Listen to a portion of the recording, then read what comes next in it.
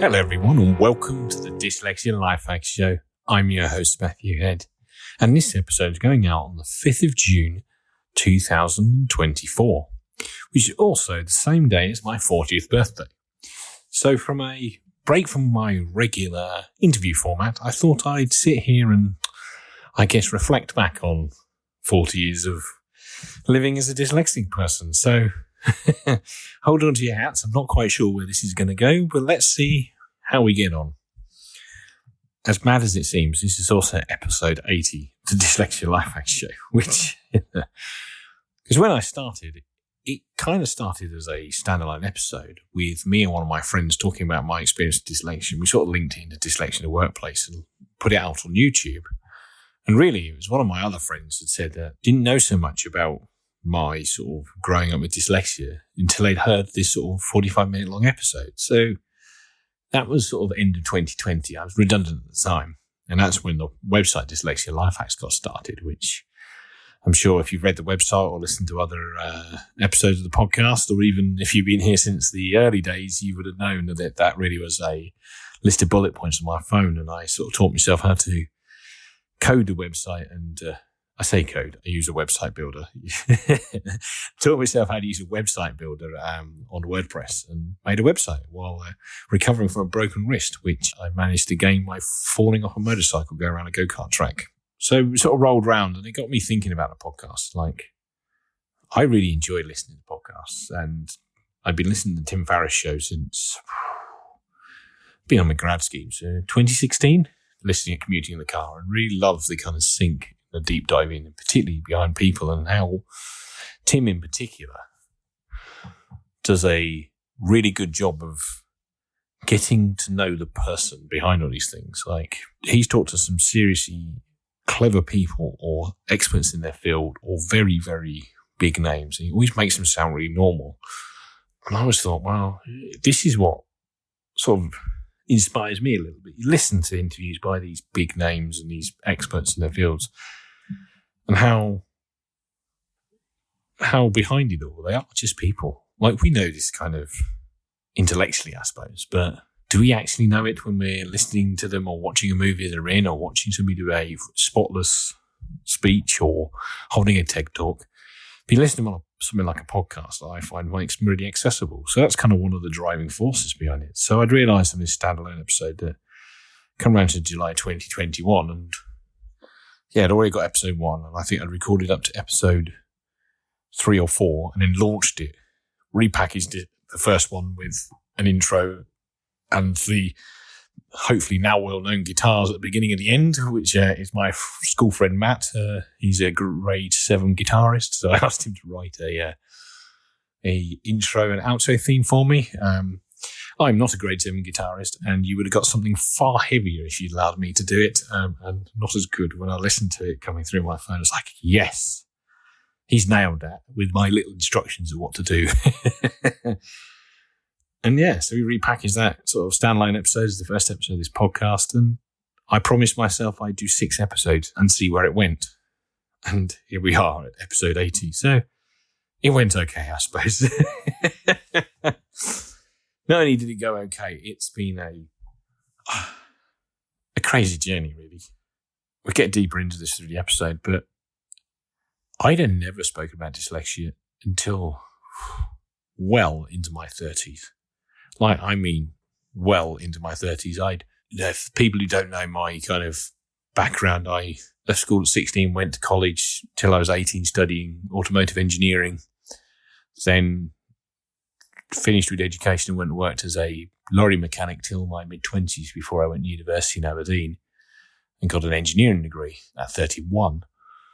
But I still didn't talk about dyslexia. Yes, I ticked the boxes on the forms and got the stuff and went off the extra exams and all this kind of stuff, but I wouldn't talk about it, not the way that we are now with this microphone in front of me. And it's been great and it's been surprising, and it doesn't cease to amaze me when I look at sort of the download figures and the interaction it gets on social media. And this is very much something I do when I get home from work.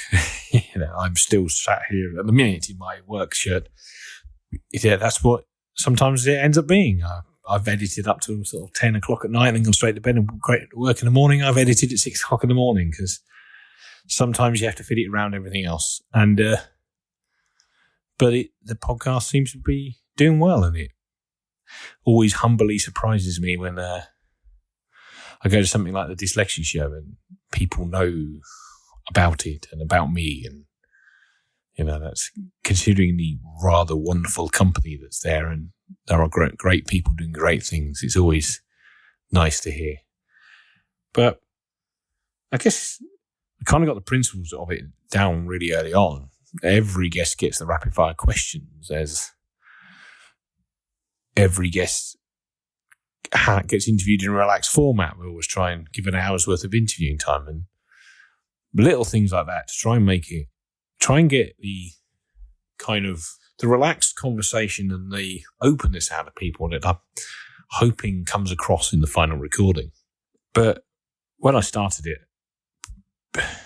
got some good downloads in the first sort of 6 episodes, and that allowed me to keep going. And I think it's important when you start sort of something like this, that it takes a fair bit of time when you're trying to fit it around other things, that you do commit to a number. I can't remember now, but 6 went to I'm going to do 15 or 20. Then it was going to go do 25 and then 50. And then I'm fully in the flow, and it kind of starts to work. And I've updated the website a couple of times, tweaked the logo, and it's been great. And I've talked to some really fascinating people and stuff where your email pings or some social media channel pings, and it's like, I do this, and I'd be interested in getting a guest in your podcast. I'm like, wow. I didn't even know dyslexia people did that.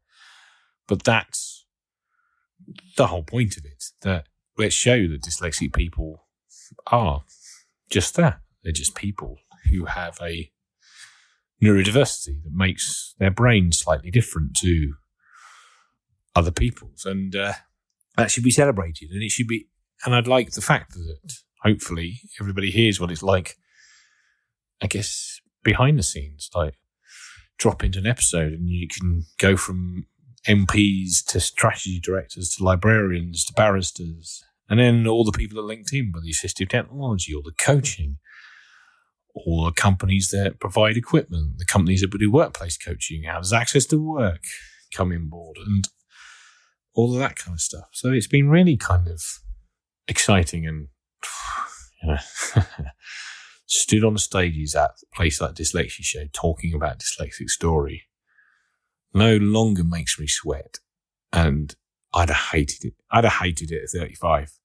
I got used to it at 37, but now it's kind of, it's nice. And it's nice that people sit there and engaged and smile and nod. And it's nice that people are listening to this podcast, and I hope people continue to listen, and we'll find more and more interesting guests to talk to. So we'll park the kind of beginning of the podcast for there, but what I thought would be really interesting, see how this goes, and where was I when I was 18, and what would the 18-year-old believe that the 40-year-old me would have been doing? So a bit of scene setting, 18, so I'd been in college at that point. You have to bear with me because I remember my life through which motorcycle I had at the time. So what I'd been 18, I'd have passed my driving test by that point, but I'd have had a Honda CB400 Super 4, and I would have had that since I was 17 because I passed my motorcycle test the moment I was allowed to. And if anybody's old enough to remember, back then, if you passed your motorcycle test when you were under 21, you had to have 33 brake horsepower restrictions in your motorbike for the first 2 years. So I was waiting until I could turn 19 to take the restrictor kit out of the bike. Rolled forwards till when I was 19 and took that restrictor kit out, and the extra power showed how bad the suspension was on that motorcycle, because it was a fairly old one, a K-Reg at that point, and that was 10 years old, over 10 years old. Anyway, enough about reminiscing about motorbikes. Yeah, but I would have just 18, I would have got driving lessons for my 18th birthday, so I'd have been learning to drive. I think that was my mum's subtle way of making sure I didn't ride motorbikes as often, particularly through the winter. And I would do silly stuff like go out when it was snowing because I want to go to my mates, which It's not very sensible. Don't do that. And I'd have been in college. I'd have been studying automotive engineering at college. I did a first diploma straight out of school. So I'd have been in what they call a BTEC National Diploma at that point. And I'd have also had sort of some weird kind of mid-length hair because being a school kid in the 90s, everybody had curtains. And I got to the point after school and college that I didn't know what to do with my hair at that point. So I just kept growing it. So at some point, it eventually ended up down to my shoulders. But I think I might have been 19, 20 before that happened. So one thing the 18-year-old me wouldn't have believed is the 40-year-old me is struggling to keep his hair in. So that's the scene setting there. And that was it.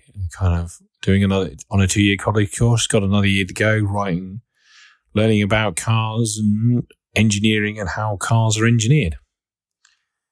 Now, I knew at that point, because I remember we were 18, 19, feeling frustrated when you have the careers advisor come around and all they can possibly tell you is about going to university.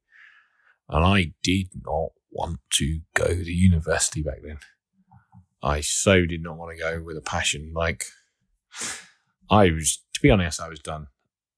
I've said this in talks before. I was completely and utterly burnt out from doing the education thing. I'd poured everything in that college course. The college course had a little bit of a sales thing of being a motorsport engineering course. So you get to write reports on your favourite motor racing championships. So I wrote about the World Superbike Championship and how Carl Fogarty is great and how a Honda RC45 is awesome, and all this kind of stuff. I'll put links to these motorbikes in the show notes just in case anybody wants to know what they look like. But I knew that. I knew I didn't want to go to uni. I'd poured everything into all these projects. I kind of fried my brain and pushed so hard that I was getting really good grades, actually, looking back, to be honest, that I had all the grades and all the info that I can make at university. I just had none of the belief. I had 0 or -0 probably, and I was strung out. I think I'd have the mental, relentless energy that I poured into college. I'm not sure I could have sustained through first couple of years at uni. I think I'd have just completely fried my mind, and I didn't know what I wanted to do, and I didn't understand that going to uni and studying engineering, which we were being pushed towards, automotive engineering / motorsport engineering, what it meant. The employers I know are aware of that are here now. I didn't know at the time, but what do you do? So where would have that 18-year-old think he'd have been at 40? Well, as I'm sure some of the people who might be listening are either maybe getting towards 40 already are, it's weirdly the first kind of birthday you remember your parents having, which is weird. I remember my mum's 40th birthday mug being in the cupboard, So I think I didn't really know my young mind too much, and I didn't really know my mind too well until I got well into my 30s. So, take that for the lesson if any of you are 20-something, give it time. I think thought he was so far ahead. And to be honest, it was so far away, and it's God, that's kind of... Initially, I thought that's, you're getting kind of old then, and that's... you're getting... And also, I'd expected to have... I don't know why, in this silly head of mine, it would be expecting to have lots of money, and, you always fantasize about, as you do with a young person, driving sports cars, and I still really want to buy a Honda Fireblade. I've got no use for a Honda Fireblade now. That's why I haven't bought one. But, Honda Fireblades are cool. They always will be. But I always, I was going to go to college, finish college, get a job, and I was going to keep that job indefinitely. I was going to work as whatever the career I picked, which happened to be a mechanic, and I was going to do that all the way through. Which is funny looking back at it and reflecting on it. That's not the career my dad had. So my primary male role model had multiple different kind of jobs. My dad's worked as a mechanic for the police force before. He used to go timber cutting, and then by the time I was around, he was driving his own lorries for his own business. And he never had the same job all the way through his life. So I don't know why I thought that was what it was going to be, but it was college, finished, job. And that would have been it. I'd have been, buy a small house, because I think I hadn't quite realised how, even in the early 2000s, buying houses were getting harder to reach. I think even by that point, early 2000s, I don't think I'd really appreciated the discrepancy between the house prices and income at that point. But that was really, as much as my 18-year-old brain was ability to look forward to 40. I mean, one of the things I've always done, and I do long-term plan, and I do long-term plan quite well now, and it's something I have to do at work, and it's something I do in my personal life and things, but I will very much think of things as each step. Let's do this step. We hit this step. We move to the next step. We move to the next step. And I was even like that at 18. So as much as my primary long-term plan probably was, what car can I upgrade? The car I got for free as my first car that I had to fix the head gasket on and all that stuff.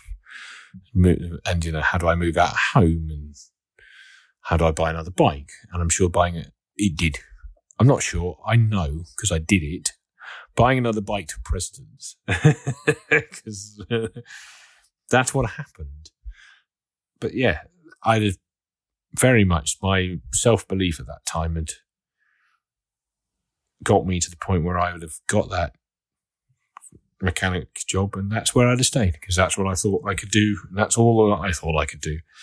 And there is nothing wrong with having a career as a car mechanic, or a lorry mechanic in my case. But if it's not actually what you want to do, then maybe we have to put other steps in. So that kind of moves me neatly on to, where am I actually at 40? Well, I did buy lots of new bikes, obviously. So currently it's a Triumph Tiger 900. And the Venture bikes weren't cool when I was 18, so I never thought I'd be riding one of them at 40. They're just now in vogue. But I don't work as a mechanic job. I didn't get promoted through the mechanic system. I didn't go to mechanics, to workshop foremen, to shift leaders and all that kind of stuff, and through the dealership model. I work as a lead engineer for a major car company, working on prototype car designs and all the prototype stuff that goes on with supporting a major styling studio that the car company I work for have. Past the engineering team to do that. Now, that's rather different to leaving college and going into the world of work. So what happened? Well, we already touched on it. By my mid-20s, I was working in a Volvo truck garage, and we worked 4-on-4 shifts, 4 12-hour days but 4 days off. Now, the workshop is designed, I think it's 15 or 20 sort of technicians it can have in, with lots of lorries in. But on Saturdays and Sundays, it's a shift of 4, a skeleton shift really, to do a bit of work and keep the vehicles for the major fleet that we were looking after running. And hence the 24/7 coverage. And you get a lot of time to think. You sat there on a Sunday and, people, the other 3 guys are lost in this workshop altogether, and you get a lot of time to click it over. And you just go round and round, and I think I've been working as a mechanic since 20, maybe 19, all the way through to now at 25. It's just I don't want to do this. I could look into the future. I knew people I work with who are 10, 20, 30 years older than me, and they're doing the same thing. And it's not what I want. And I think it's great when people do what they want and they do it for that long and that's what they love. But for me, it wasn't what I wanted to do. And I'm like, oh my God, what am I going to do? First thing, sometimes a change is as good as a rest, as the saying goes. So I applied for another job. moved from Volvo trucks to Mercedes-Benz and I hated it. I hadn't realised that I just cannot work late shifts. So I got a job that was days one week and lates the other. And I just can't do it. I can't work till midnight. After about 10:30, 4 or 5 nights a week, I just can't remember anything. You know, come in the next day, somebody's like, what did you do at this point? Oh God, I don't know. And it's cold and it's dark and miserable in the winter. So that was that really convinced me that I really, really didn't want to do that. And I have this kind of weird bit of resolve that I don't just try not to just go back to what is safe, which would have been the job at Volvo. So I had started having a look at what can I do to use some of the skills I've got and some of the interests I have, but apply them in a different way. Like, I love how things work.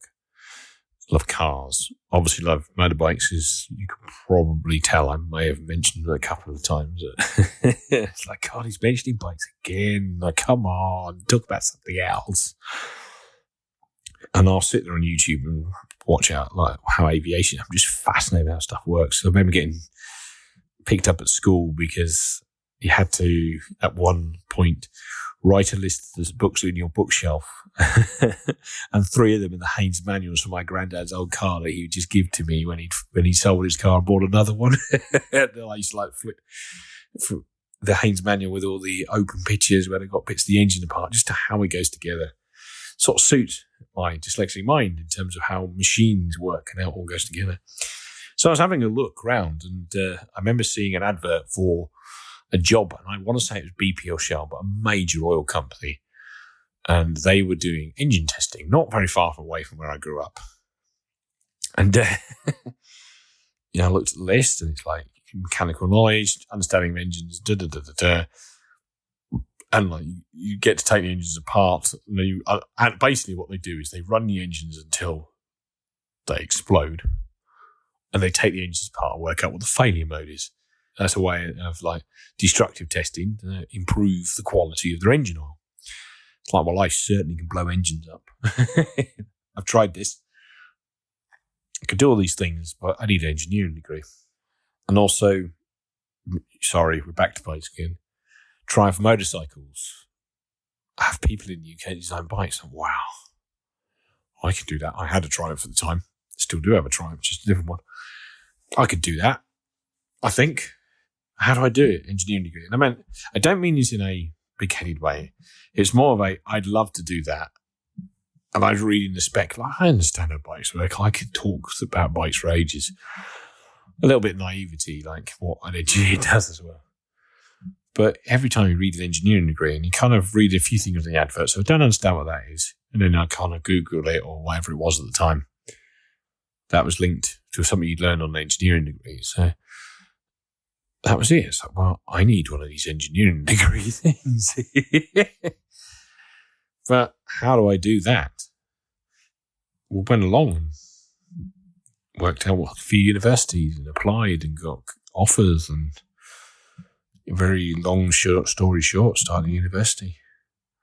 But I don't want to kind of talk about going to university, maybe because I've talked about it in other podcasts before, and maybe we can do an episode where maybe I get somebody else, a guest interviewer on, and we can talk that through. And I think that might work better in that format. So I'm going to skip through to, kind of what are the challenges and strengths and stuff.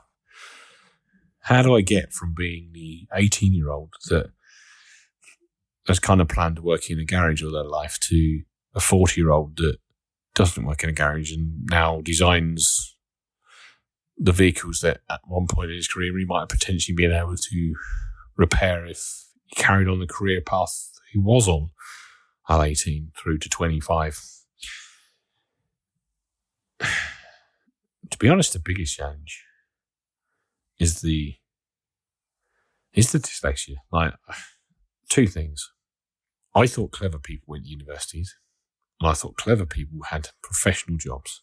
It wouldn't have mattered to me how many professions I met. I'd have still been in awe of them, And back then, I was always in awe of people that I'd met who could use words better than I could or English better than I could, because to me, somehow they were smarter than I was. And some of them definitely were.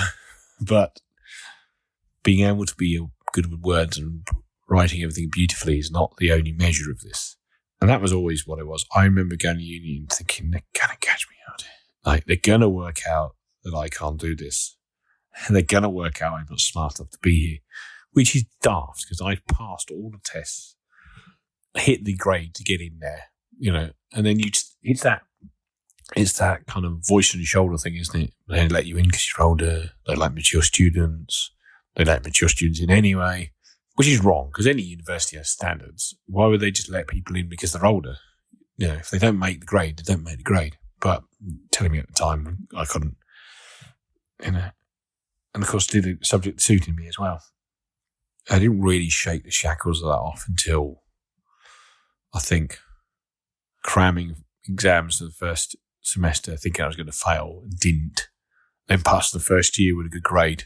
Passed the second year with a good grade. Being invited onto the fast track master's program because my grades were there. Started to lose the shackles of it. But it's still something, even when I got into the workplace, that I kind of struggled with really until I set the website up and started talking to more people about dyslexia and finding out about programs and how other people do things. And again, listen to other people's podcasts or whatever. And really, it wasn't until I set the website up and got talking to more people and just got more comfortable with it. It's like, no, I bring this to the table. And that's a good thing. Like,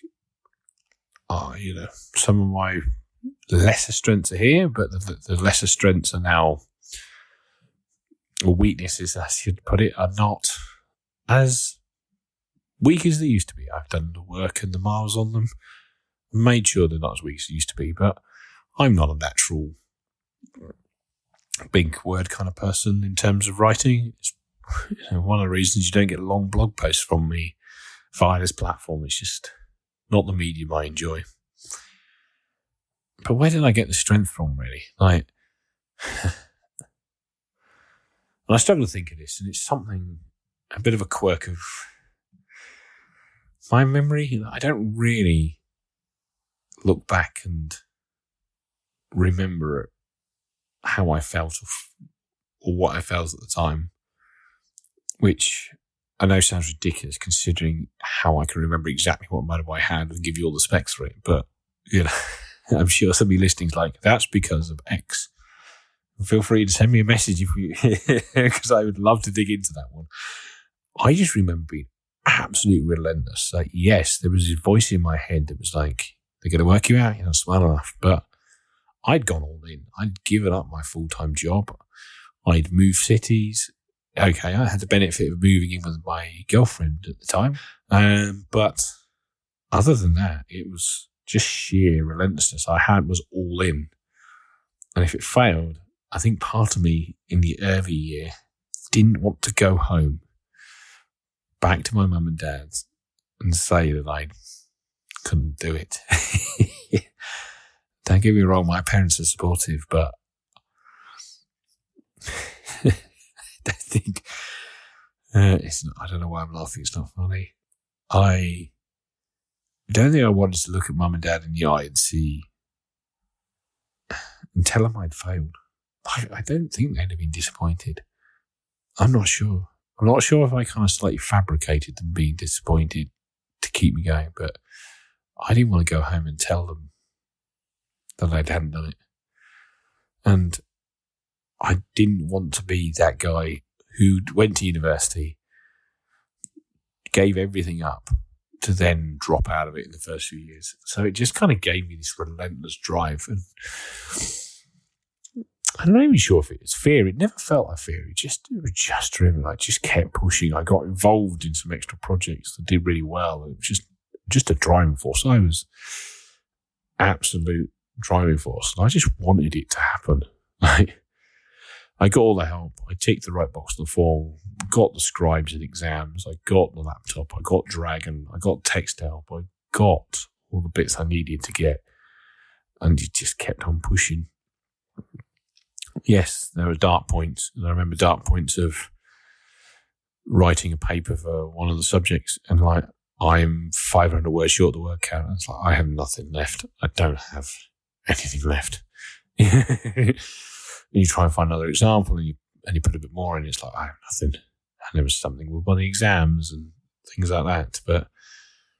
And it was the same at work.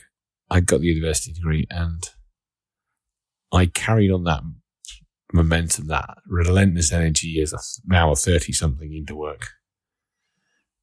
And it was a tricky time in my grad scheme, and I just kept pushing through it. Like, it just... I'd worked so hard at that point to get an engineering degree and then get a graduate scheme at a major company that even in the dark days when some of the stuff wasn't going the way I wanted, I just had the, I guess, grit. I think relentlessness might be the wrong word, but grit. If you've ever read Andrew Duckworth's book on grit, I think that's probably where I was at that point. Just kept going. And it's an interesting thing, really. I've always kind of been a bit gritty and dug in. And if anybody hasn't read Andrew Duckworth's book, the opening chapter is about teaching dyslexics, and she realises how hard they work to get things. And that's what dyslexic people are. One of the inspirations of her researching grit and then eventually writing this book, and obviously all of the papers and stuff that she's released about it. And I think there is a bit in that. Like, the negative side of being dyslexic in the school system when I went through it, and yes, I got statements at 6. Obviously, it gave me a lot more help than I would have had. And I imagine that school would have been rougher if I hadn't had that. But it still takes its toll. And that probably was one of the reasons that by 18, I was done. Like, I finished college, picked my stuff out, thought I'd never have to see a textbook again. None I was happy with that. But when I eventually got round to the idea of and warmed to it in my mid-20s and knew it was just something I needed to do to get to where I wanted to be in life, then the grit comes through. And, does beg the question, doesn't it? Now, how do you instill the grit without the negative self-belief that I think quite a lot of dyslexics do struggle with through education, and not just dyslexics, other neurodiverse people? How do you do it? How do you get that without the other side of it? So I think with that, we're going to leave it there. So I want to thank you for listening in to, I guess, my thoughts and reflections on what it's like to nearly be 40 and looking back at what the 18-year-old me would have thought about the 40-year-old me and just how different life has been. And I hope people have enjoyed this episode, and it'd be really interesting to see what people think of some of the thoughts within it. And I will be back in the next episode, back to our regular interview-style format. So that leaves me to say thank you very much for taking the time to listen, and I'll speak to you in the next episode. Goodbye for now.